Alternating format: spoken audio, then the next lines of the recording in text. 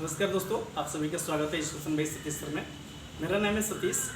आज की क्लास में हम लोग देखेंगे मौलिक अधिकार कि भारत सरकार द्वारा हम लोग नागरिक को कौन कौन सा मौलिक अधिकार दिया गया है, उसके अंतर्गत कौन कौन सा अनुच्छेद है और उसमें क्या क्या वर्णित है, जिस अधिकार को पाकर आज हम लोग सभी कार्य करते हैं। यहाँ पर देखिएगा, सबसे पहला है मौलिक अधिकार के परिचय देख लिया जाए। ये कब लागू किया गया और कैसे लागू किया गया, इसको लागू करने वाले कौन थे और कैसे लागू हुआ, किस अधिवेशन में इसको हम लोग लागू किए, इसके बारे में देखा जाएगा। उसके बाद देखा जाएगा कि इसमें कुल कितने मौलिक अधिकार थे और वर्तमान समय में कितने मौलिक अधिकार है, इसमें कौन कौन से मौलिक अधिकार हटा दिया गया और कब हटाया गया। इस पूरे के बारे में आज विस्तार से हम लोग को देखना है। ठीक है, इससे पहली बार 1931 से कराची अधिवेशन, जो भी वर्तमान समय में पाकिस्तान में है, कराची अधिवेशन में जवाहरलाल नेहरू द्वारा मांग किया गया। किसका? इस मौलिक अधिकार का मांग किया गया कराची अधिवेशन में। कब? 1931 ईस्वी में, जब कराची में कांग्रेस का अधिवेशन हो रहा था उस क्रम में। उसके बाद इस अमेरिका के संविधान से लिया गया है। सबसे पहली बार आप जानते हैं कि अमेरिका आज़ाद हुआ था और वहाँ पर पहली बार प्रजातांत्रिक संविधान बना था। उस संविधान से इस मौलिक अधिकार को लिया गया है, जिससे जनता का यह अधिकार मिल सके। तो ये कुल 7 मौलिक अधिकार था, लेकिन 44वें संशोधन 1778 में संपत्ति के अधिकार को हटा दिया गया। अब कुल 6 मौलिक अधिकार है।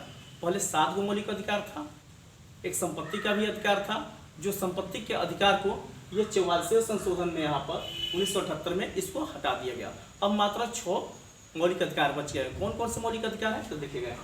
सबसे पहला है समता या समानता का अधिकार। ये है अनुच्छेद 14 से 18 तक संविधान में इसका वर्णन किया गया है। यह अनुच्छेद है 14 से 18 तक। 14 से 18 तक में 14 से 18 तक अनुच्छेद जो है उसमें क्या क्या लिखा गया है? 14वां में लिखा गया है विधि के समक्ष समानता, यानी कि हम सभी को किसी भी विधि के समक्ष क्या होगा? समानता होगा। 15 में है धर्म, नस्ल, जाति, लिंग के आधार पर भेदभाव निषेध, यानी कि किसी भी व्यक्ति के साथ हम लोग धर्म, जाति, लिंग के आधार पर हम लोग भेदभाव नहीं कर सकते हैं। ये 15 में है। 16 में है लोक नियोजन के विषय में अवसर की समानता। 16 में लिखा गया है कि किसी भी प्रकार के हम लोग लोक नियोजन में अवसर का समानता मिलेगा। 17 में है अस्पृश्यता का अंत, यानी कि उसी समय संविधान बना था उसमें 17 में लिख दिया गया था कि किसी भी प्रकार की अस्पृश्यता यानी कि छुआछूत के हम लोग को नहीं करना है, इसका अंत हो गया है। उसके बाद है उपाधियों का अंत। पहले प्राचीन काल में और मुगल काल में बहुत तरह की उपाधियाँ हुआ करती थी, इन उपाधियों का अंत इसमें कर दिया गया है।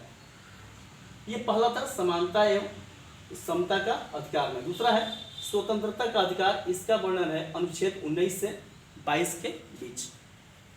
इसमें क्या है? 19 में यहाँ पर देखेंगे हम लोग कि 19 में कई गो है, 6 गो मिलेगा। 19 6 7 गो। 19 में है सबसे पहला बोलने के अधिकार। हम कहीं भी किसी के समक्ष बोल सकते हैं, अपनी बात को परोस सकते हैं। 19 में है। इसमें है एकत्रित होना। हम अपनी एक साथ सभा लगा सकते हैं, सभा लगाकर कहीं बैठ सकते हैं, मीटिंग कर सकते हैं। 19 में है संघ बनाने का अधिकार। हम किसी भी एक ग्रुप को बना सकते हैं, जैसे छात्र दल हो गया, इस तरह के बहुत सारे दल हैं, तो ये इसी 19 के तहत संघ बनाने का अधिकार ये है। 19 में देश के अंतर्गत आवागमन की। हम पूरे देश में किसी भी राज्य में बिना किसी परमिशन के हम स्वतः अपने काम के लिए घूम सकते हैं देश के अंदर, देश के बाहर नहीं जा सकते हैं। देश के अंदर की बात है। यहाँ पर है निवास, यानी बसने के स्थान। देश के किसी भी कोना में हम बस सकते हैं, जाकर वहाँ रह सकते हैं। इसके लिए किसी की अनुमति यानी कि दूसरे देशों की अनुमति नहीं लेनी होगी। देश के अंदर हम स्वतंत्र रूप से जहाँ चाहें वहाँ जमीन खरीद के घर बना के रह सकते हैं। यह हमारा अधिकार है। यह है संपत्ति की, जिसको क्या है 1978 में हटा दिया गया। अभी हम देखें यहाँ 44 संशोधन यानी कि 1978 में इस संपत्ति के अधिकार को हटा दिया गया। बचा है क्या? व्यापार और वाणिज्य की। हम एक राज्य से दूसरे राज्य में जाकर आसानी से व्यापार कर सकते हैं। जैसे कि यहाँ बिहार और यूपी वाले हैं, तो बिहार के यूपी में भी जाकर व्यापार कर सकते हैं, यूपी वाले बिहार में भी आकर या उधर किसी भी राज्य में जाकर आसानी से व्यापार कर सकते हैं। ये व्यापार के अधिकार है यहाँ पर। इसमें है 20 में, देखिएगा ये पूरा 19 के लिए था, 19 से 22 तक है। अब 20 में है अपराधों के लिए दोष सिद्ध के संबंध में संरक्षण। अगर हम किसी अपराध में पकड़े गए हैं तो उसमें अगर हमारी गलती नहीं है तो उसको हम न्यायालय के समक्ष क्या है सिद्ध कर सकते हैं, प्रस्तुत कर सकते हैं, अपना प्रमाण दे सकते हैं। ये 20 में लिखा गया। 21 में है प्राण एवं दैविक स्वतंत्रता का अधिकार। हमारे ऊपर किसी भी प्रकार की आपातकाल है, यानी कि हमें किसी क्षति होने वाली है, तो वहाँ हम अपने प्राण को सुरक्षा कर सकते हैं, सहायता कर सकते हैं। 21 में है कि 6 से 14 वर्ष के बच्चों को निःशुल्क शिक्षा का अभियान। यही अभियान है कि 6 से 14 वर्ष को, यानी कि नर्सरी से 1 से लेकर 8वीं तक के बच्चों को निःशुल्क शिक्षा का अधिकार है और उसको बिना किसी खर्च के शिक्षा दिया जाता है। और हमारे इस बिहार राज्य में यह लागू भी हुआ है, सभी राज्यों में यह लागू हुआ है कि 8वीं तक के निःशुल्क शिक्षा देना है और सभी खर्च सरकार ही देती है। ये कब लागू हुआ? तो 86वीं संशोधन में 2002 में इसको लागू किया गया। 86वीं संशोधन में 2002 के पहले यह नहीं था, 2002 से ये लागू किया गया है। 22वां में है कुछ दशाओं में गिरफ्तारी और निरोध के संरक्षण, यानी कि कुछ दशाएं ऐसी हो सकती हैं जिसमें गिरफ्तार नहीं होगा, तो वहाँ पर क्या क्या हमें मिलेगा संरक्षण, उसको देखिएगा। पहला, कारण बताना, यानी कि कोई आएगा गिरफ्तार करने तो हमें कारण अवश्य रूप से बताएगा, कारण बताकर ही गिरफ्तार करेगा।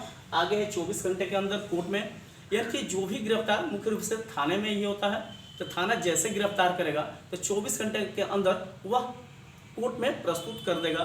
प्रस्तुत करना अनिवार्य है।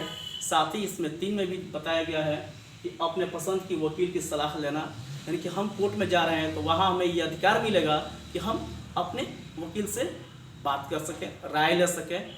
यह हमें अधिकार प्राप्त है न्यायालय के संरक्षण में ही।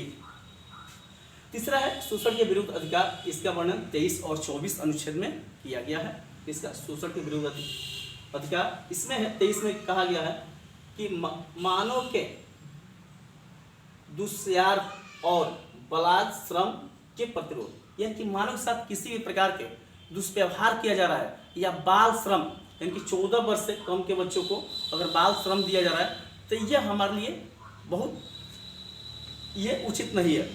ये इसमें कहा गया है बालकों के नियोजन का प्रतिबंध 14 वर्ष से, क्योंकि 14 वर्ष से कम के बच्चे हैं तो उनको किसी भी प्रकार के हम बहुत भारी काम परिवार में होते हुए बहुत भारी काम नहीं ला देंगे और उनको बाल मजदूर के श्रेणी में हम नहीं ले जाएंगे। ये सारे अधिकार प्राप्त है। 4 में है धार्मिक स्वतंत्रता का अधिकार। हम यहाँ पर ये देखेंगे किसी भी धर्म के व्यक्ति किसी भी धर्म में अपना परिवर्तन कर सकते हैं, रह सकते हैं, उनके ऊपर डिपेंड करता है। इसका जिक्र 25 से 28 तक के अनुच्छेद में किया गया है।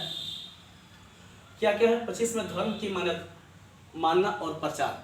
आप जिस धर्म को मान रहे हैं उस धर्म को आसानी से मान सकते हैं, धर्म परिवर्तन भी कर सकते हैं आसानी से और उसका प्रचार प्रसार भी कर सकते हैं।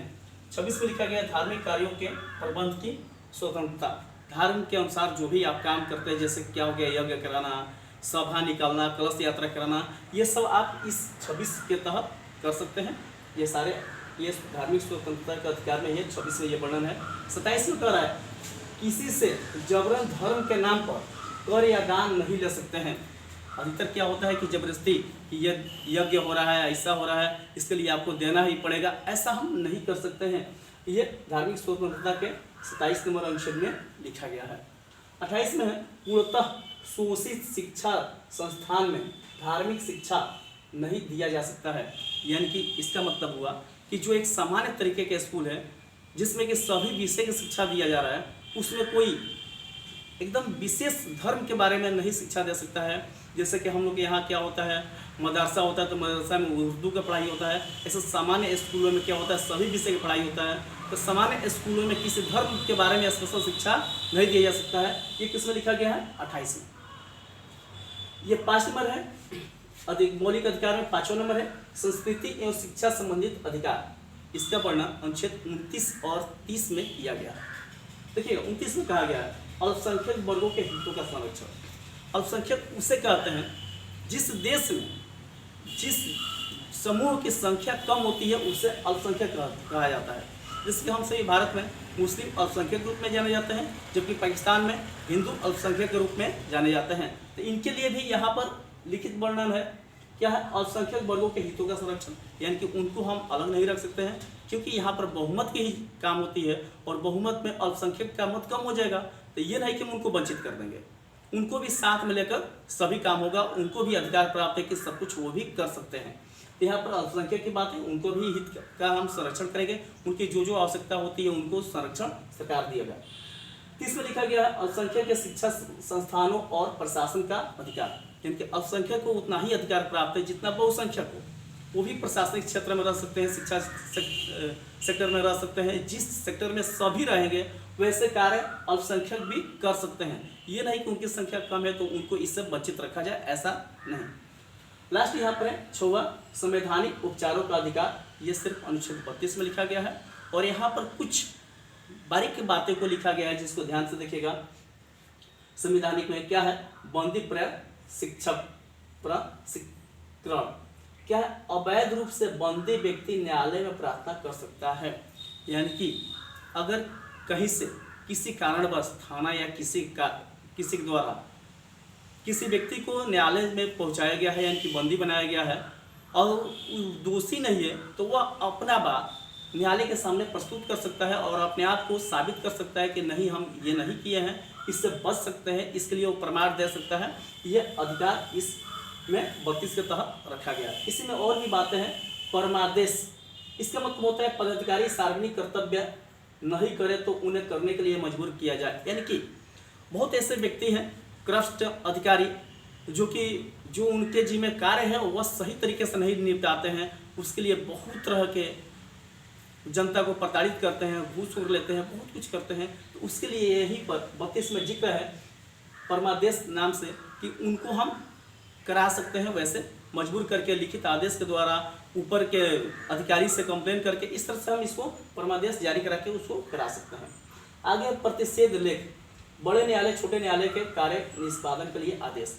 इसमें यह भी होता है कि किसी कारणवश हम बड़े न्यायालय में चल जाते हैं और वह उसके क्षेत्र का नहीं है, अधीनस्थ न्यायालय में वो काम निपटाया जा सकता है, तो बड़े न्यायालय छोटे न्यायालय में उसको भेजेंगे और सूचना भी हमें देंगे।